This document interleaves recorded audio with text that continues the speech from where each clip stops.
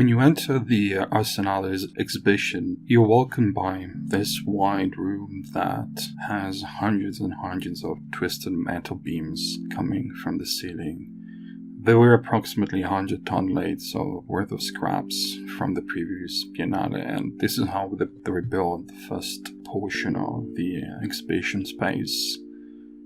The feeling that you get when you are inside the Arsenal portion of the Biennale architectures is a mystical sense of wonder.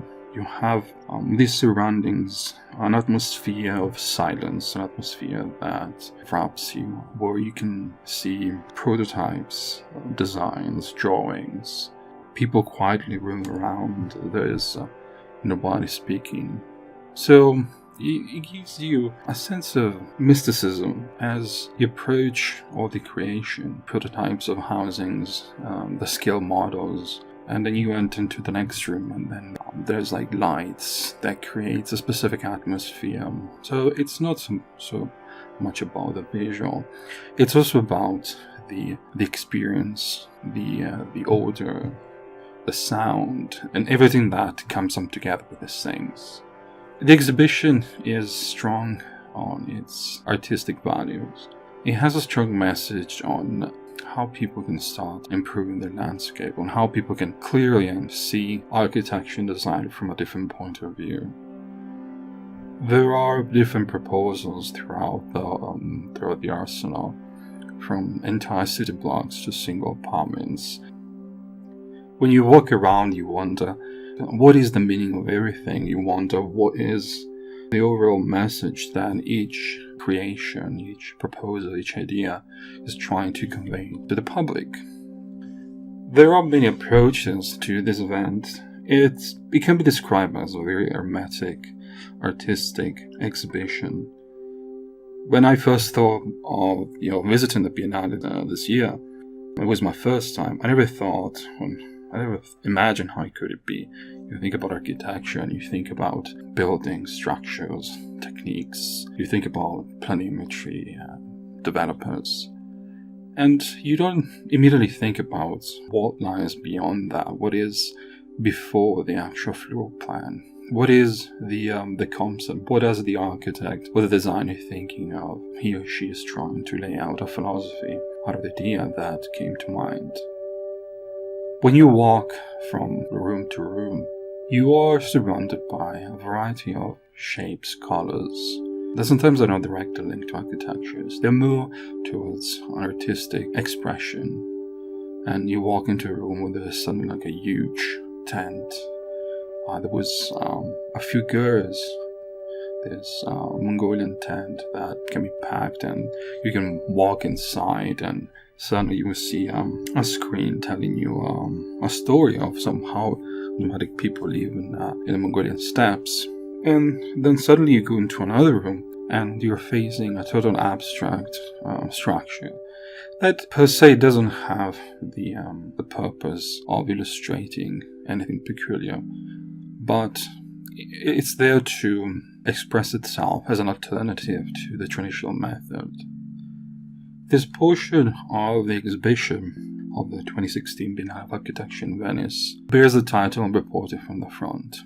Architect Alejandro Aravena, this very famous architect from Chile, he was appointed director because of his long legacy that he has been built in his career, building and spreading the word of a more sustainable environment through buildings concept. And he makes a very solid statement, a very plausible, very important statement, which is that it's not just the idea, the proposal that should be handed onto the public. There should be more than that. People should seek to actually go ahead with a plan and build something that is going to have a positive impact on the environment. There are many proposals. We have to build something that has to become a legacy for cities, for the environment. Aravena speaks about the reporting from the front theme as something that encountered resistance as soon as we speak about conditions in architectures or in urban design across the world. That is because when you try to propose a new design, a new solution, you always encounter resistance, and it becomes a struggle. And Arena describes it as a battle, and that's why when you have a battle, you have the formation of the front. And this is why Arena wanted to title the exhibitions with the 2016 Biennale as Reporting from the Front. So there is a very pictorial and philosophical meaning to this exhibition that the title describes very well. When you do see the various examples that across the pavilions, you can also see a large amount of displaying data for the big metropolis, their future projection of growth, the social conditions, the urban conditions, the way infrastructure in some countries, for example in South America or in Africa and Asia, is slowly decaying, and it's taking its toll on the population. When you have overcrowded streets that host markets, and you have a pretty big picture on what is the human conditions. So we have bad designs that create bad environments, the political landscape that totally ignores for the majority of the part of this social problem.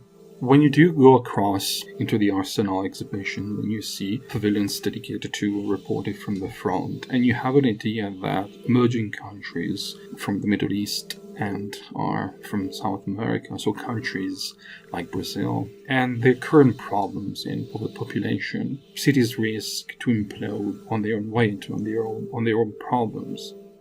Arvin explains that taking the initiative to point out the problem is not enough. Proposals must be crafted to allow the change to take place.